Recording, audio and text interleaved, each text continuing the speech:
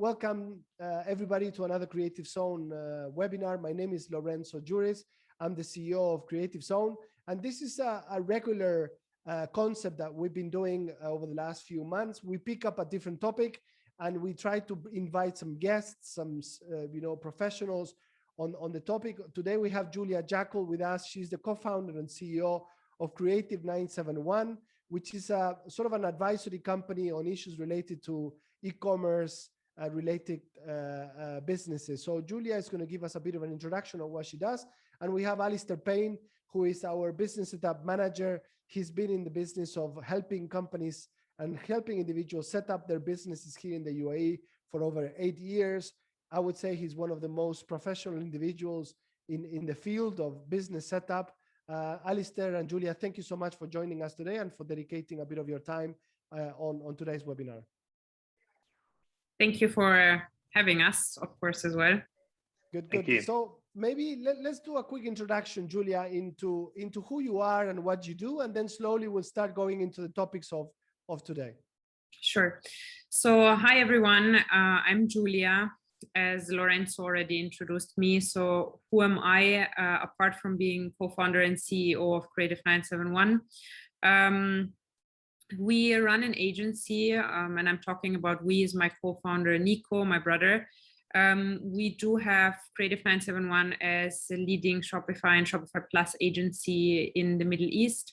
So that means, what do we do? Anything on e-commerce that you need to set up your website, you need to have, let's say, a theme set up, a dropshipping website, anything e-commerce to get you going, like Lorenzo said, whether it be from the consulting point, from the early on stages, or later on in terms of implementation, design, development, data integrations, where it usually comes to play.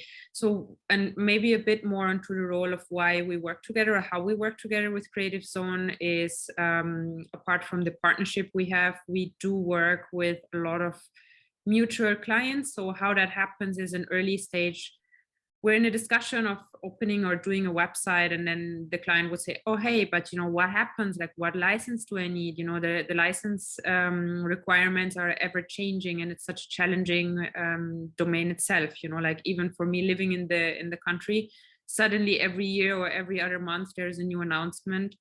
And we do like our people, our clients, to be on the right way, to be in the legal way. And I think the best partner could be Creative Zone, and helping, to lead and track down the way, answer questions early on. A lot of times we're, let's say, early on adapter, we navigate the questions together with, most of the time, Alistair, who is our contact or point of contact, and then coming to a solution that helps you as a client to not only be legally compliant, but at the same time to know what's best and how you can leverage best out of the business that you create.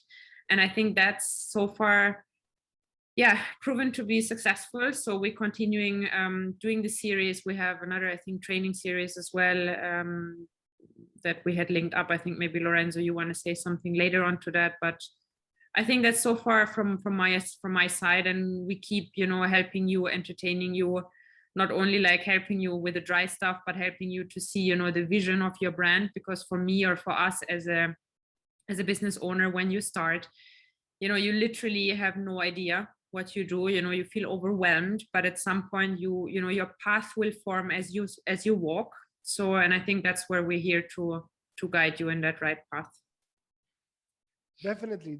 Thank you, Julia, for that introduction. And maybe Alistair, to you then, what's been your experience so far when it comes to the work that you do? Maybe an introduction about you, but precisely a little bit on the way that you've been supporting companies over all these years, and how it's been becoming more apparent that people are setting up so many e-commerce related type of businesses. Yeah, thank you so much, Lorenzo. Thanks, Julia. And good afternoon to everyone tuning in. Absolutely, I'm the business setup manager here at Creative Zone. I've been fortunate enough to be doing this now, nearly coming up to 8 years. Today's topic is all about e-commerce, which is by far and away the most popular business we're seeing being set up in the country. I think coronavirus has certainly accelerated the growth of the e-commerce market, both here locally and even globally. And alongside Julia and our other partners, we are providing a 360-degree solution to any entrepreneur looking to set up an e-commerce business here in the UAE. I would say it's a great time to come and set up here. The UAE, as we'll probably go into, is such a great place to live and do business. And here at Creative Zone, we're just getting busier and busier. It definitely feels, particularly as we've now gone past the hot summer months, tourists are back, everyone seems to be back in the city's buzzing and it's alive, and yeah, it's a really great time to come here and to set up. So I look forward to a great discussion this afternoon. Excellent. Thank you for that, Alistair. So let's get right to it. Julia, what's been your experience thus far? Where is it that people are needing support when it comes to starting their own e-commerce business? I'm sure you get a lot of people coming with new projects, but by now, with your years of experience, you kind of have a sort of a catalog, a list of the key things that somebody needs to do successfully in order to turn their idea, their vision of what they're looking to do in the e-commerce space into something that actually makes money, into something that actually becomes successful. So what would you say are these 5-6 key ingredients for a successful startup? Sure. I mean, first and foremost, I think the question is not always what is the right license, but the question is, what is it actually that you want to do? Because there is a gazillion of activities, and a lot of people try to reverse engineer that, but I'd rather say be 100% sure of your business model. So be sure what is it that you want to offer, no matter if it's a service or a product, because that will distinguish what license you will need. And I think a lot of people have that wrong and end up later on adding activities on top of the license, understanding this is not compatible with that. Okay, let's open a second license. So I think that's a bit of a red flag to look at. So be sure what is it that you want 100%. Then the key ingredient, of course, of knowing what exactly you want to offer is to distinguish that along a story. So people buy from people. Why are people here today is not because they know Creative Zone and Creative 971, but they do believe in us people behind it and what we actually do and what we bring to the table, right? So I think that storyline needs to add up. You need to understand if you're starting a business in a competitive market like the UAE, which is oversupplied by so many businesses or activities, you need to understand what is your unique selling point. So apart from your story, your USP or your unique selling point, whether it be your product, it's let's say a personal brand, or it is a company as such, it still needs to lead on the emotional values, because we've seen today we're here in front of the screen and I'm looking like I'm having a liver failure or something with my yellow color. But in the end, in a natural environment, it would be the three of us, in front of you, seeing you live, greeting you live, seeing your faces. So, being able to make a human connection. But since we can't do that anymore, as we've done it before, there is still a way around. But that's what gives you in your businesses so much more power actually to use that emotion and to leverage that. So I think that's another key ingredient. And yeah, don't give up. I think sometimes it's more the discipline over the motivation. When you start, everything's exciting and wow, I have my business and this, and I get my first 100 followers. And then, in a couple of years down the line, you probably wake up and you ask yourself, and why am I doing this? What is better? I suddenly, I want to open my business and I end up working even harder and longer than I've done with any business or any company I was employed to before. Well, this is the truth, right? I mean, hard work comes, from consistently believing in what you do, being authentic, and then, just make it happen. Sometimes it's just, everyone is human. We wake up, we don't feel well every day, we have a headache maybe, or we feel like, questioning our actions. But in the end, it comes down to you continuously showing up and believing in you and in your brand. I think that's the key ingredients. So far, I can pull 3 key things that you're bringing up. You're saying at the beginning, have the right license, the right structure. I think Alistair is going to be touching upon a lot of this during today's session. The second point that I like a lot, you're saying you need to have a story. You need to have something that is behind who you are, and you need to be able to communicate that story. I'm going to take a few minutes on that topic because I'm actually quite interested on that. And the third one is don't give up too easily. I feel that you're trying to say this is not a short, quick fix. It's something that you're here for the long haul, for the long run. If you're looking to build an e-commerce business, it's not going to happen overnight, like everything else. Maybe sometimes people have the misconception that e-commerce is something that you'll set up a quick website and in a couple of weeks you're selling furniture online or something, you know. So yeah. I like these 3 points. The second point, let's talk to that point, the need to have a story. And again, to this issue, no, right? I think in any business nowadays, you need to really have something that relates to who you are, your cultural background, that relates to what you're pushing forward as a business. I feel if you don't have that story, if you don't have that linkage, it's like the business itself has no soul. Yeah. I remember meeting with some friends and they wanted to do some e-commerce, and I was saying they saw an opportunity of doing, selling garden furniture online and stuff. But if you don't come from the industry, you're not passionate about what this is. If you're not linked in a way with where this furniture is coming from, is it from your own home country, and you kind of understand, you know, the cycle of where this is. It's, you know, I'm from Argentina. I like beef, so perhaps I could think of setting up an e-commerce business that relates to Argentinian beef or something. But I think it's important to have that link, right, of who you are and to be able to tell that story. Is this correct? Yeah, totally. I mean, at some point, either you have to grow in it, you have to grow a story, you know, or you have to come up with a story, you know, if it doesn't exist from the beginning. But it's the same thing, you know, like from my perspective, for example, I'm a passionate horse rider. You know, did I start a business based on horse riding? No, but I started it based on a second passion, which is designing, you know, being active, like helping people. So this is one way or another. But you see a lot of days when brands start, you know, you see like one, let's say, eco-friendly and, you know, sustainable brands are now in the trend because of obviously what's happening in the world. And you see a lot of those brands start, you know, with a mission, with a good intent, with a positive effect. And then you see a gazillion of brands trying to copy it, or small brands that suddenly pop up, you know, that have a similar vision. So here you can see, like, I mean, you can, you know, you don't have to always reverse engineer what you're doing, but in what you do specifically, you should be at least unique. You know, you shouldn't be trying to copy another brand, because at some point it's going to turn around on you and you will feel like, well, congratulations, you know, for trying to copy an existing system. But if you're not finding, you know, your way or your angle to it, let's say selling beef in Lorenzo's case, you know, it could be, let's say, for the Dubai, I don't know, you know, home cooking enthusiasts or something, you know, you have to give it an angle. You shouldn't leave it too broad. So I think that's maybe another mission or another message that can help. Definitely. So Alistair, let's go into that initial first point that Julia was mentioning, which is choosing the right activity, choosing the right license, choosing the right jurisdiction.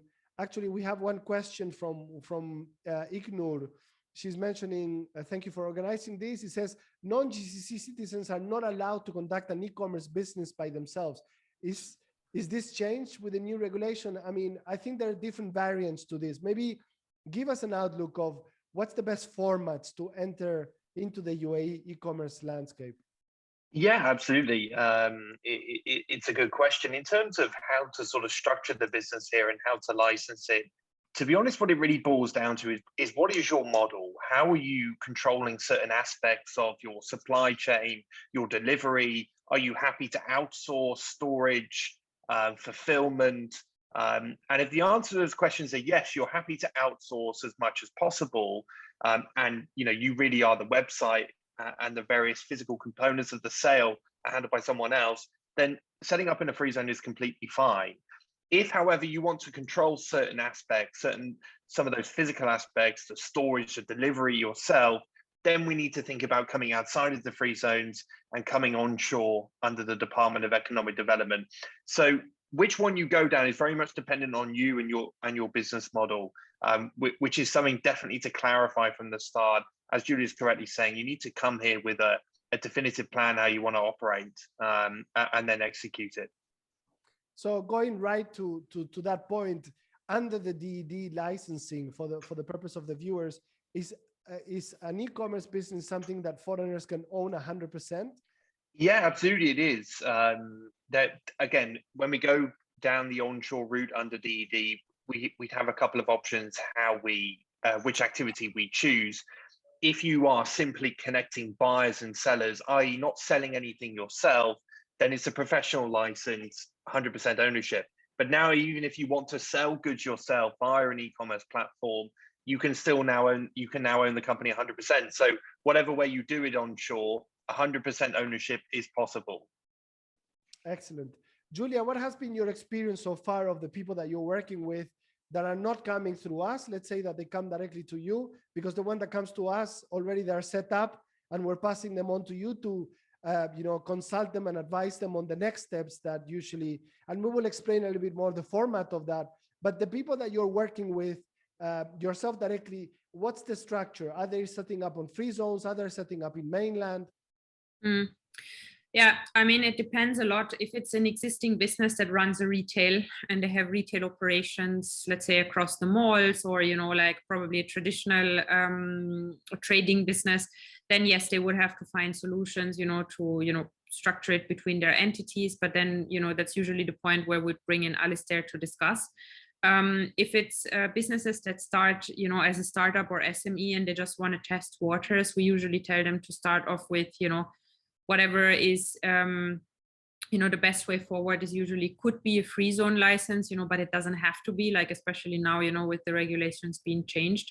But what we see a lot is basically businesses that are actually setting up, whether it be, like sort of a free zone license and then tapping into it.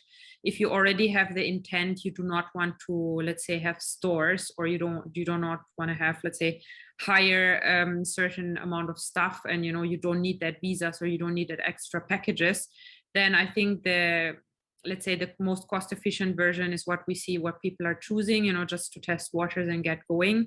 And a lot of times as well, like you might start with the intent of selling I don't know, accessories, right? Or like t-shirts, but then you end up, adding other product variants or adding other channels, or, out of selling t-shirts, you come to establish, let's say, a sort of different activity that could be a running club, right? Like selling t-shirts, and the t-shirt will have a special mission, or let's say the 5 a.m. runners, or whatever you want to call it.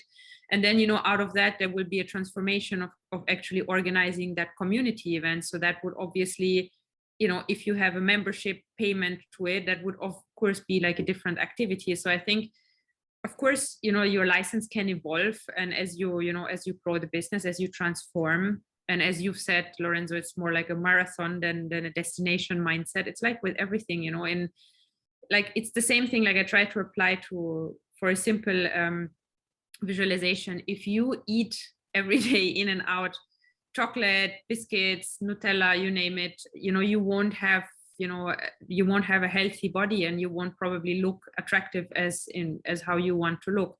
So if it's kind of the same mission that you feed into the business, and then you have to apply that, like it's a fine tuning, and of course as you go, licenses will change. Like that's why, for example, as well, when we have a question, we reach out to Alistair as well. Now, one interesting part I want to touch on is of course, our dropshipping masterclass and the e-commerce online course, because what happens throughout that, people are actually purchasing the course, looking through the course, understanding, okay, this is what I need, where can I go to get it? There is also actually a recorded communication with Alistair and our team as well, to understand what are the licensing questions that you might have. And then from there on, people would go contact you guys over at Creative Zone and say, hey, we've seen that and we got to be in touch. So it's either mostly actively bringing you guys in, or as well, then, the other way down, that people come down and see from the value that we've provided on the online courses. No, definitely.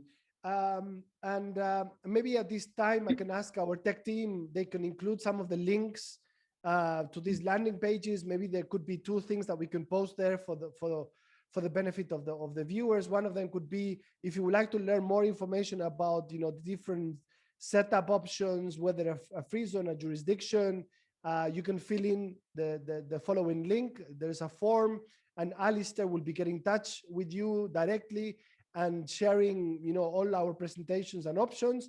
And maybe our tech team can also put out the landing page of the upcoming workshops that Julia has coming up on these topics of dropshipping and e-commerce that we're also doing in collaboration with Julia, where we're inviting our own clients and customers to also be part of this if you would like to learn more about these different possibilities. Alistair, what else can we add? There's a question here coming from one of the viewers. Kenneth is saying, thank you for the webinar. Can you sell cosmetics, skincare with an e-commerce license? And are you able to get these cosmetics approved with the Dubai Health Authority if they're not existent in the UAE market yet? Yeah, absolutely. You can. And I think what Julia's point there about evolving your business, going from product to product and expanding what you are selling here, it is obviously important being able to do that. To answer Kenneth's question directly, yes, you can get approval from cosmetics that are not sold here previously. There's an approval from DHA. You also have to have the products registered with Dubai Municipality. But as long as you have the information on where they're manufactured, where the safety tests have been conducted, that they're labeled correctly in English and Arabic, product registration, is fairly straightforward and generally not that expensive to do. So as long as you're armed with that information, our team are able to assist you with any sort of product registrations you want. That's obviously not just limited to cosmetics. Any sort of products that you want to bring here that are perhaps not sold here, there is a process to register any product. But anyone with any questions on that, do feel free to reach out to me directly. I'll be happy to help. Irfan is saying, if I give import and export consultancy, especially in medical gases and associated, sorry, the message moved, in associated equipments remotely in Dubai from Pakistan, is there a need for an e-commerce or other type of license? I'm guessing in this case is more to do with a consultancy activity that he could get, right, Alistair? Yeah, absolutely. It sounds like he'd need a consultancy activity. Look, if you're conducting commercial business in this country, you need a trade license. There are fairly severe penalties if you don't get one. So it's not worth trying to sort of try and dance around that. In terms of what activity, yes, it would be a consultancy activity, I think, rather than an e-commerce. But I'll pop my email to the chat box if Irfan wants to reach out. I'll be happy to discuss further with them. Yeah, please include your email there and on the chat box, and maybe Julia as well. You can put yours in case people want to reach out and also find out more about the workshops that you do. My tech team is telling me that the workshop landing page is being put together as we speak. So I don't think we have that to share right now, but this is meant to come middle of October, correct, Julia, if I understand correctly? Yeah, correct. I think we had it when we had the announcement in the summer about our partnership. We said, you know what, we'll take you guys literally through in a short version of what we would do, any process that you would go through with all the questions that you have regarding to licensing and e-commerce and what's probably the right platform. What could I do? There's probably each of you has a different, personalized question that, has a different angle. So we're diving into that on, I think, 4 weeks training session that we do together with you guys.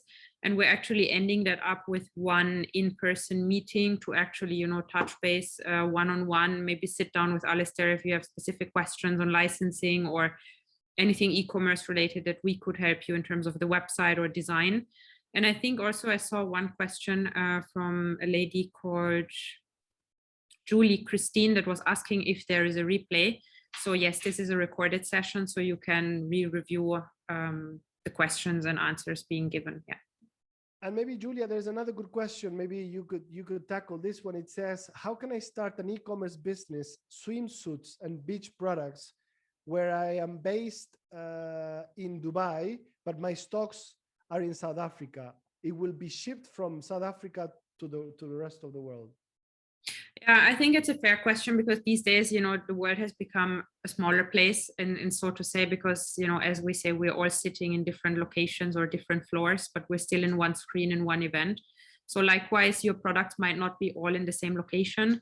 if your manufacturer is in South Africa and you have a communication with your manufacturer to directly deliver from South Africa to your client's doorstep, that's totally fine. I think you just need to make sure that delivery terms and payments and, you know, the structure is being met, that there is, let's say, kind of a liability or a commitment between you and your manufacturer.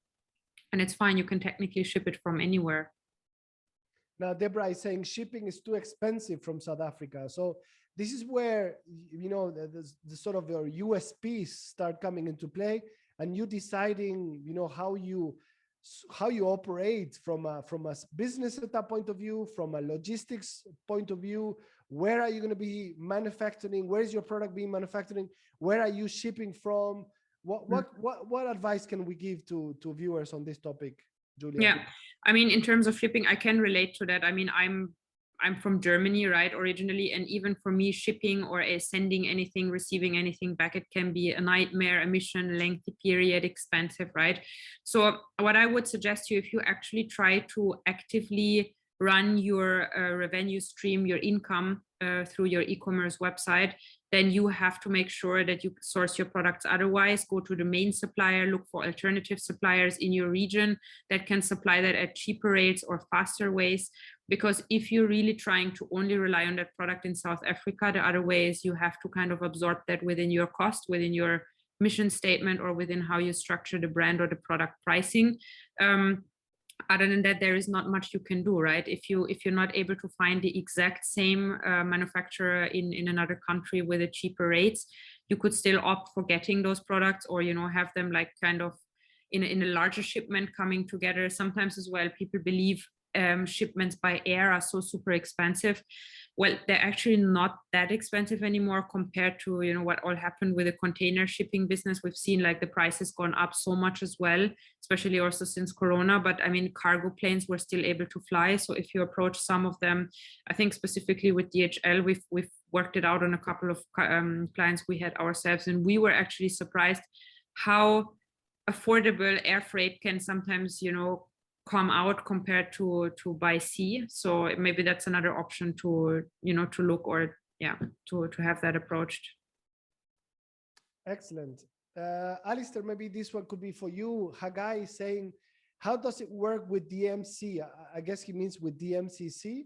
If I want to trade commodities, so DMCC is the Dubai Multi-Commodities a free zone that they used to be known as a free zone. They are a free zone, but it specializes on commodities.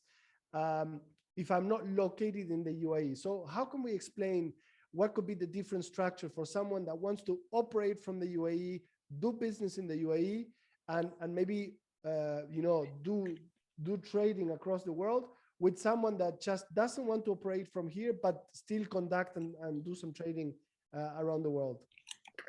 Yeah, absolutely. DMCC is a fantastic free zone. It's actually the largest free zone here in the UAE in terms of active company registrations.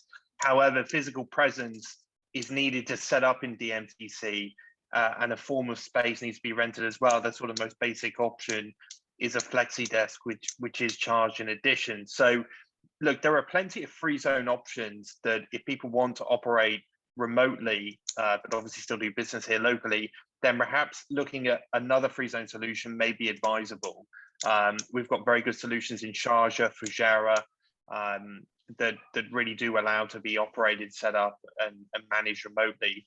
On DMCC, as I sort of mentioned there, you need to be physically present to incorporate the company, but then it can be managed remotely as well, but it is a bit more expensive than those sort of Northern Emirates solutions. So I'd invite a gentleman to please reach out to me. I'd be happy to run through some various options and pricing with him.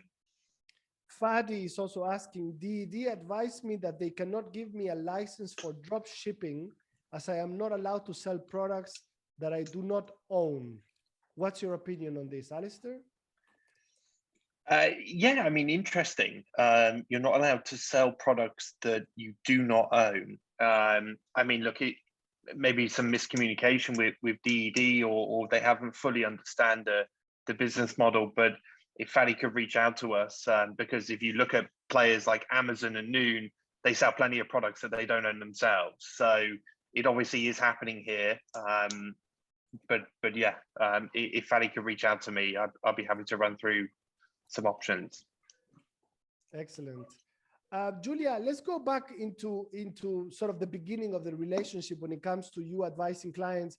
You started talking about choosing the right portal. Of course, you are a registered agent. Tell us a little bit about the key things that you need to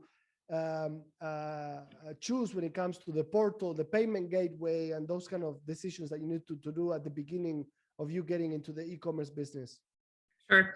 I mean, quickly also, because I've seen there is a lady called Fiza, or a gentleman that tried to reach out on the dropshipping course and the discount. And actually we do have it because this course is collaboratively done with Creative Zone.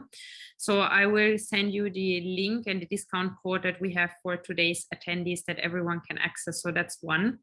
Then other than that, yeah, on the in the course itself, of course, it will dive in much deeper, but I think especially on touching the question on that, Lorenzo, that you've asked on the payment gateway, we always get asked, like, what is the best payment gateway to integrate? It's almost as if you ask, what is the best trade license to be used? Unless we don't know technically what you actually do, it could be a multiple questions, or it could be multiple answers. It's the same thing on logistics. Like, a lot of people say, oh, but yeah, I heard DHL is the best, or Aramex is the best. But let's assume you have your meat e-commerce business, Lorenzo.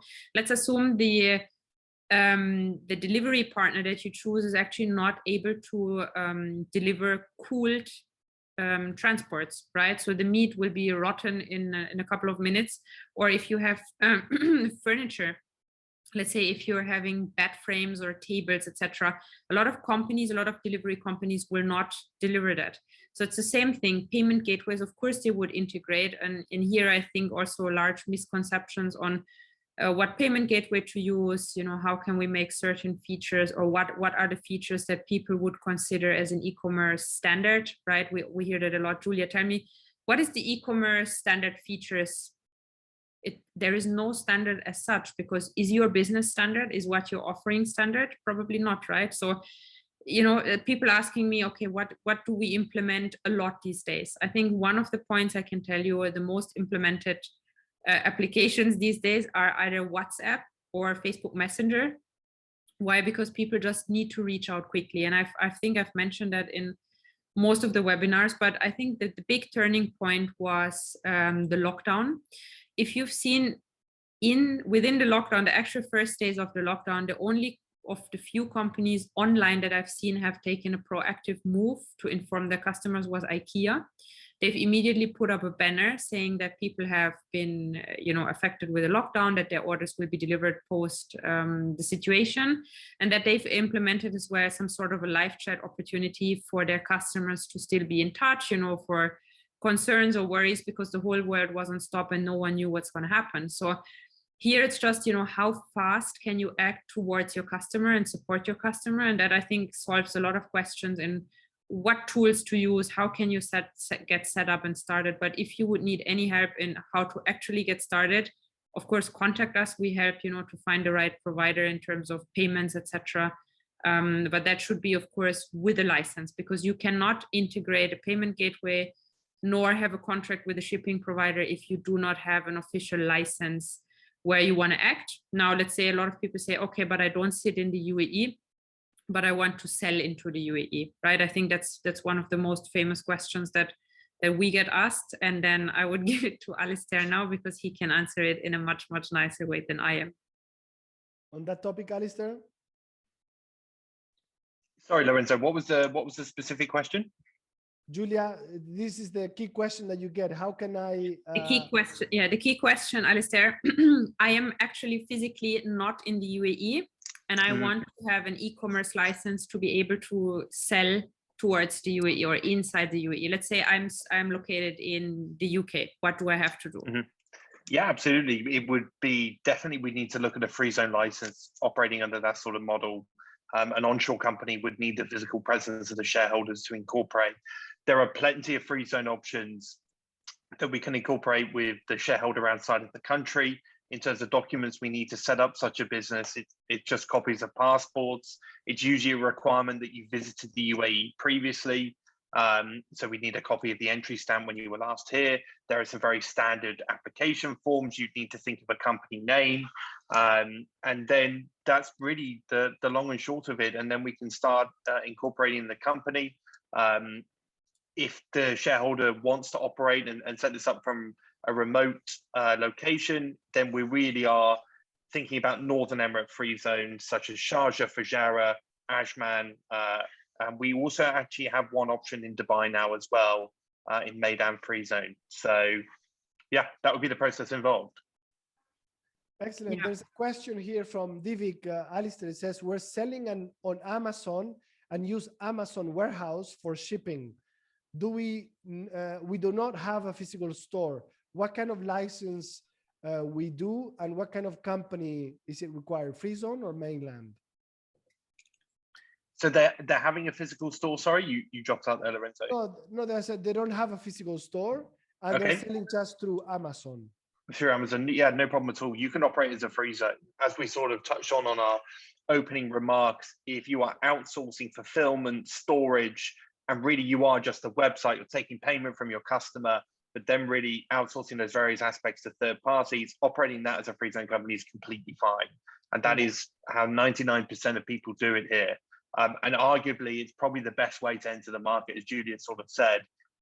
It will reduce your initial exposure, definitely. But operating that as a free zone company is completely fine. And that's what we'd advise to set up. Julia, Siraj is asking, how does dropshipping work in the UAE? You have quite a bit of experience on helping people do dropshipping from here, from the UAE. What are the differences between doing it in the UAE or for that matter, outside of the country? I mean, a lot of times, as you see, like when you're outside of the country, you have the best and shortest ways of logistics. Obviously, it's like you have a short way of the product coming to the customer.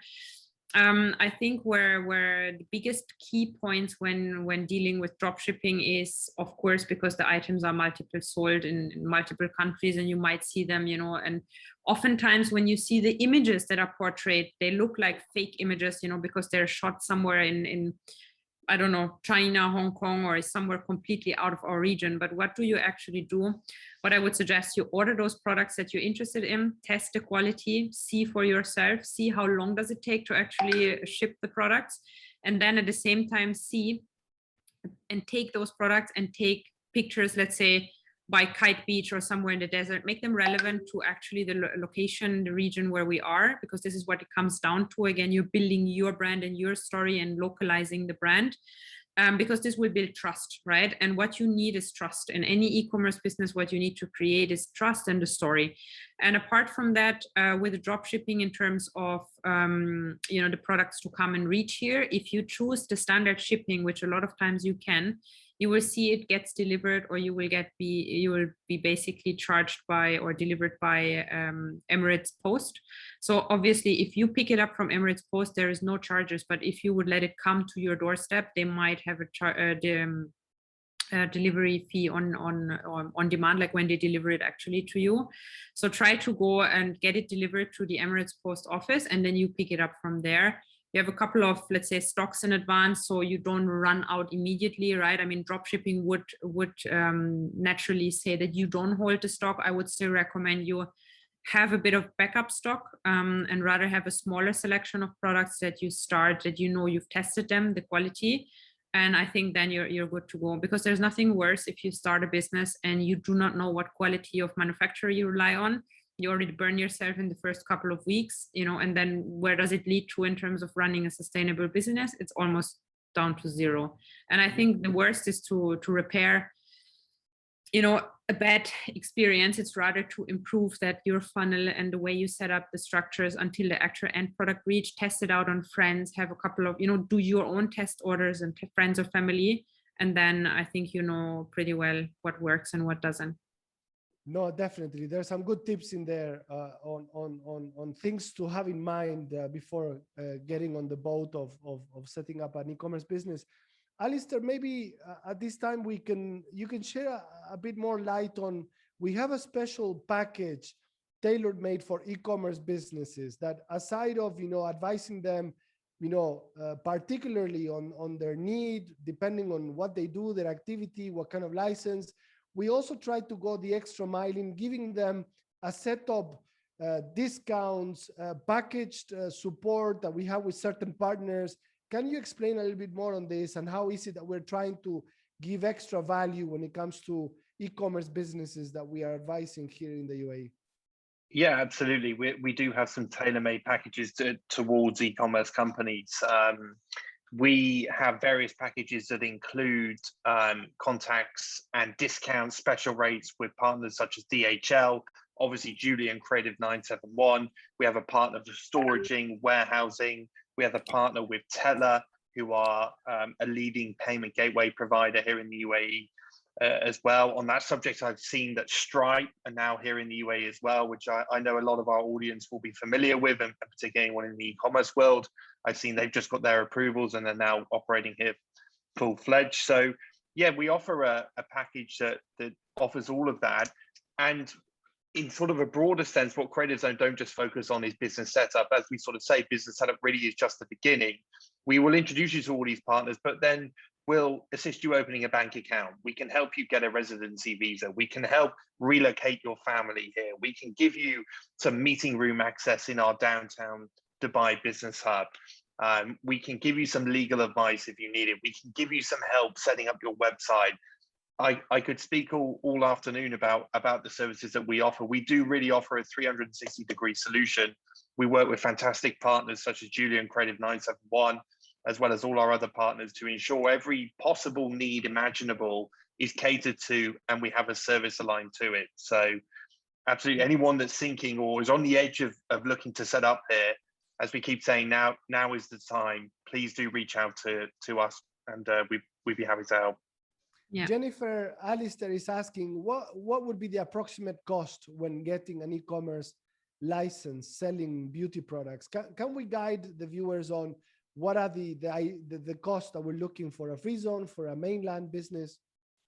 Yeah, absolutely. So we have e-commerce licenses starting in free zones at 5,750 dirhams, which is about $1,500 all in to set up. Our packages sort of will build up from there, depending on if you need visas, additional support with various things like bank accounts and so on. But yeah, we start at 5,750 in the free zones. We have various free zone options at that price point as well. Onshore is a little bit more expensive. As we said, physical presence is needed of the shareholders to set up the company. Our packages onshore start just under 20,000 dirhams. And yeah, they will sort of build up on there depending on if visas are required and so on.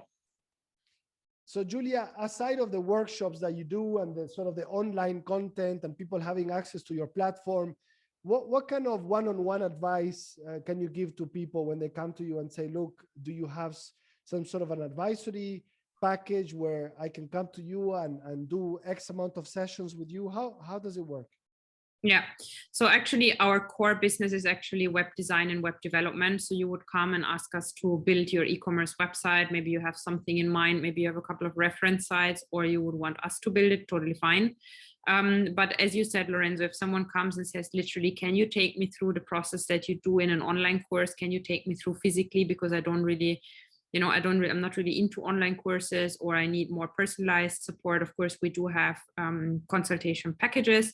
Those depend on how you want to get started. Usually we start with no less than 5 hours, because if there's anything, with a lasting effect, it obviously takes time, so we obviously need to know what we're doing. And then we would like to know what is it that you want to focus and what you have important for you in mind, because I've seen a lot, even through the comments here, like, what is important to some isn't important to the other. So we just need to understand that, but definitely consultancy, web design, bringing your website online, not only beautifully on a desktop, but it needs to function on mobile. So these days it's a mobile first community. A lot of people are accessing on the phone.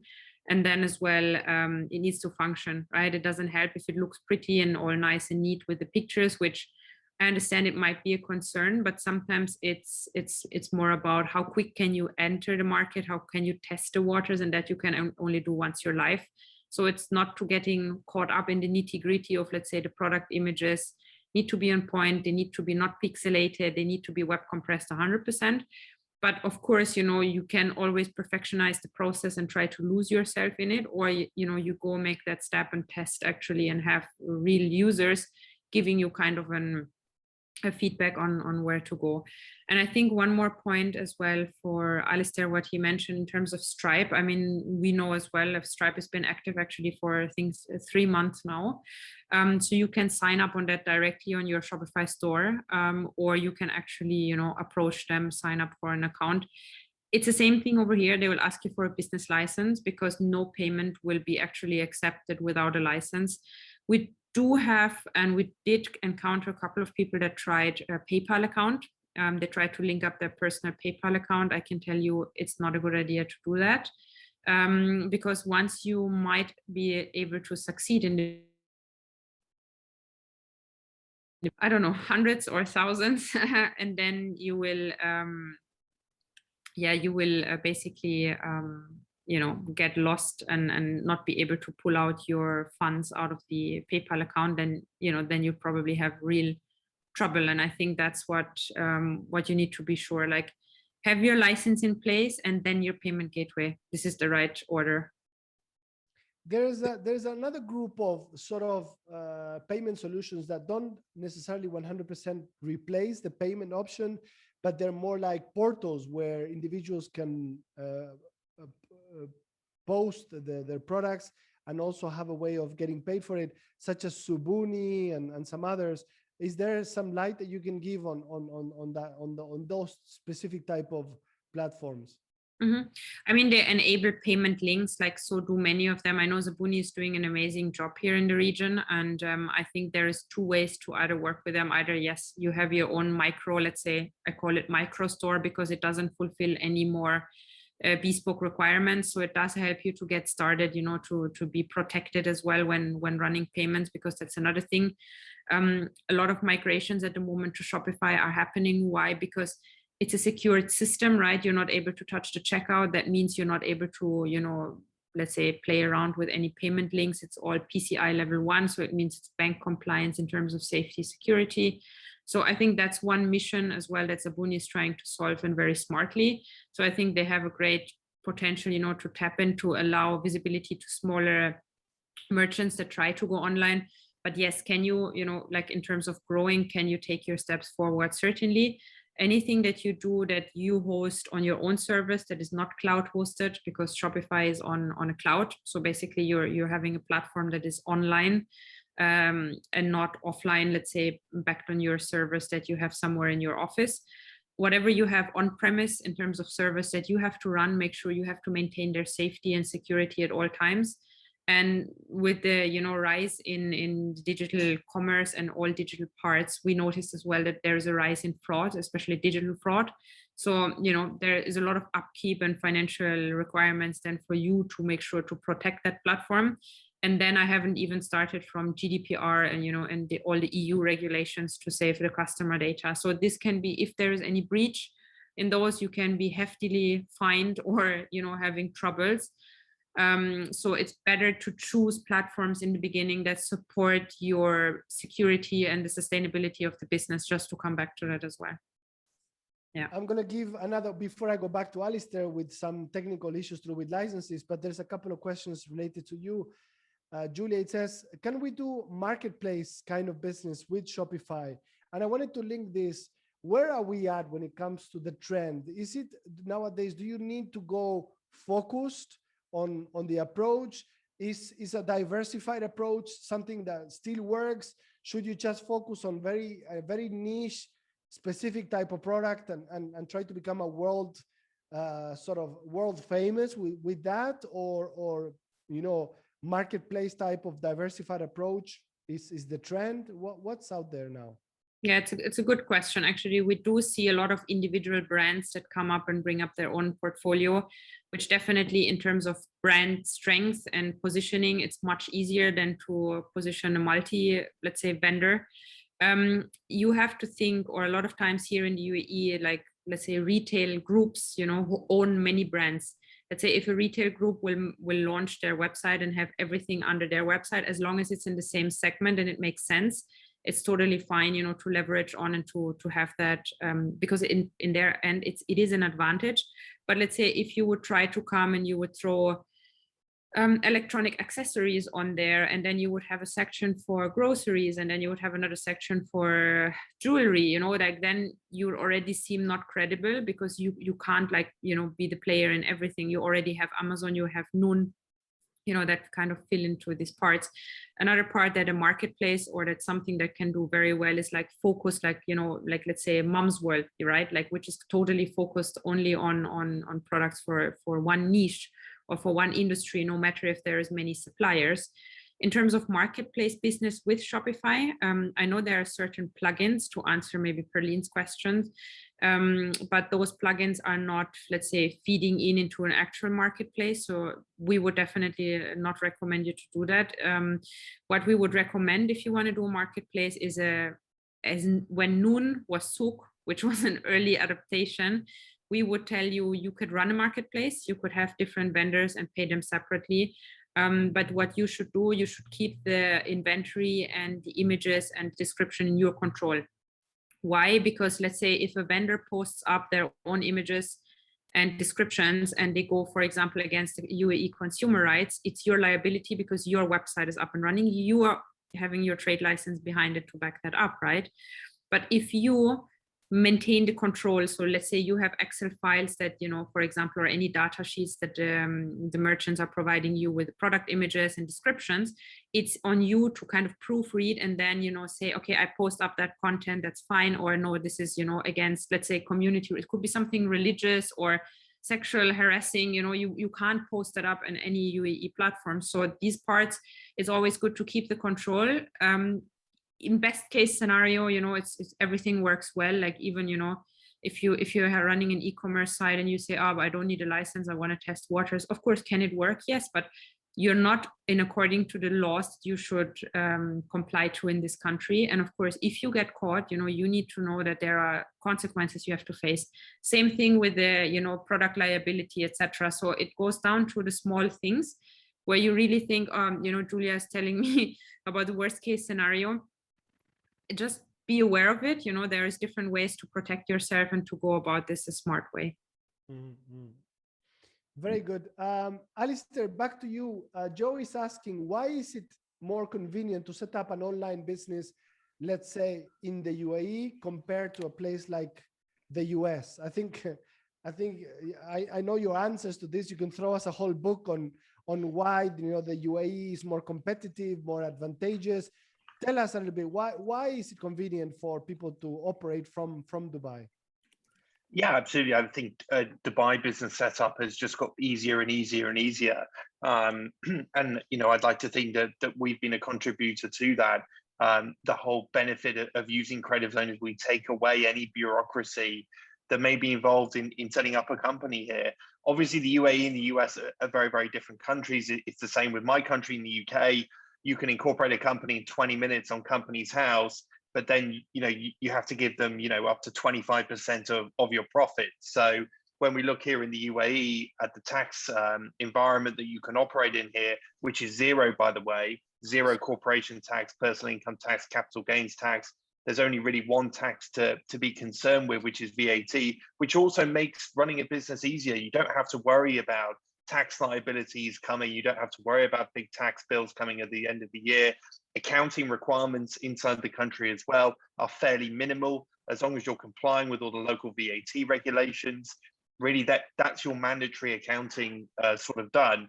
As any reasonable business would do, we would always advise you keep an orderly form of accounts and books. And again, we have a dedicated tax and accounting department to do that. So in short, I think doing business in this country is just getting easier and easier. And for all of those reasons mentioned above, taxes zero. Once you've got your business license sorted, that really is it until the end of the year, and we'll be in touch to renew it for you. So, we can have a company set up in 2 days, in 48 hours, which, we're getting closer to the US and UK in terms of time frame. and of course, all those benefits we've mentioned there as well. In fact, I want to add something here as a personal story for everyone who didn't know what's the fun fact of today. Actually, Creative 971 was back in 2016. Our very first license that we opened was with Creative Zone, with at that time Thomas that used to work with you guys. And we set our license up through Creative Zone. And at that time, even years ago, for us, it was just the most credible company out there, and we felt most safest and most heard. And I think looking down now, years and years later, where we have reached with the company today. So thanks, of course, to Creative Zone. And I can tell you guys, it's not just talks, and we're not just sitting here and looking smart. We actually know what we do. So we would ask you, rather reach out. Make sure you make that extra call, rather than stepping on the wrong foot. And I can tell you totally, it's in terms of time frames, sometimes it's the right people, how to get things done. And that's literally all I can say. To make that story even more interesting, Thomas is no longer with us for about a year or so. He set up your company in 2016, but he sent me a text message about 20 minutes ago saying that he's on the webinar right now. And he's looking at this. So Thomas, it's good to see you, buddy. We miss you. And, I hope you're doing good. But yeah, it's interesting that you share it like that. So it's like you say, you really need to have the right partner that is going to avoid you having a lot of headaches in the future because you made the wrong mistakes. And we have someone like, I can see Fadi is commenting. I have met 3 agents at DED in 3 different visits, each giving me different information. So you see, you need to go to the right people, the right source. You have here with us, Alistair, who's been doing this for 8 years or so. You need someone to guide you through the whole steps. That's why we partner with people like Julia, specifically on the topic of e-commerce. But imagine there's 2,000 activities in the list of activities that you can do in the UAE as a business. And we try to go as deep as that, as having different partners, different specialists, different people that can advise our clients. And in this case, it's the topic of e-commerce that has become so relevant nowadays. And I think that answers your question as well earlier, Lorenzo. Even in the e-commerce sector, it's nowhere far away, even from the real life. If you look at your niche, what you're trying to do, you are expert in your niche. So are we as an agency. Like, let's say for e-commerce, you're in the licensing field. But if you stick to your niche and you stick to your expertise, no one can come in and tell you, no, but it works this way or that way. And this one told me this and this one told me that. If you go open Facebook today, you'll find a gazillion of groups, that completely like get lost. And this one had this and this one had this, like similar to the chat here. And it comes down to the people that you ask. You not only ask me, and you don't only pay us for the time that we provide you, but you actually pay for that experience, for knowing in and out what we do every day, for years, that we've learned maybe the hard way, that we've had experienced on multiple millions of cases. And I think that's what it comes down to, right? So even if you want to start an e-commerce business, make sure you either from the niche, you understand what you do, or you create a certain niche that you cater to. I think, Lorenzo, that perfectly summed it up, because this is literally what we do in our businesses, and it's not anywhere different for an e-commerce business. Yeah. Exactly. All right, well, it's 4:02. I think we reached the end of our session for today. I'll give you guys 1 more minute each for your final comments, your final thoughts. Alistair, what would that be? Yeah, absolutely. Thanks again to you, Lorenzo, and for everyone tuning in. As we discussed today, e-commerce and business here in general is really starting to boom. Just before coming here, I read some stats on the e-commerce market. In 2020, there was revenue of $6 billion just in the UAE alone. And you look at some of the local success stories of e-commerce companies, thinking about Namshi, InstaShop, Mum's World, who we discussed earlier as well, have revenues of in excess of $30 million. These are UAE homegrown companies. So there are so many success stories. My advice to everyone tuning in today, if you have any questions or you're even thinking about coming and setting up your company in this country, please do get in touch with me or get in touch with Julia. All our initial consultations are of course complimentary. We'd be happy to walk you through the process. We have various options on licensing. it's a bit of a minefield when it comes to licensing, but that's the whole benefit of talking to either me or one of my team about which option is most suitable for you. So please do get in touch. Please don't hesitate. We're all very friendly. We love speaking to entrepreneurs throughout the world, and thank you all again for tuning in. Excellent, Alistair. Thank you so much for that. Julia, your 1 minute. Yep, I actually gonna be doing the same thing. So I would say reach out to us. I think I've just opened up at the tab saying Q&A, and I've noticed there are far more questions answered on dropshipping in the UAE. Will it work? What license do I need? I think the course, I've provided information with a 30% discount code. So you will see Alistair as well live in action with us discussing specifically on dropshipping. So I'd recommend you have a look at that. Or reach out to us, like our contact details have been shared. I mean, there's a lot of, let's say, detailed and specific information that you would need experts to help you on, and I think that's where you reach today. Looking back, I can say, would certain things that you try to do in your company, would you have needed always an expert to be by your side? Probably not, right? You could have read, could have run through the internet, you could have looked at like YouTube videos, etc. That's fine. Whoever has the time can do it. Whoever doesn't have the time, that needs an expert to do it faster for them and professional, then reach out, because the most important asset you have in this world is your time and your energy. So that's why there are people there for what they do, and they do it the right way.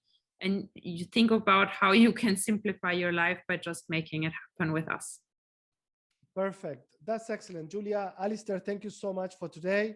It's been an absolute pleasure having you here, and to all our attendees. There were about 70, 80 people connected on this Zoom call, and we had about another 300-400 on our Facebook live page.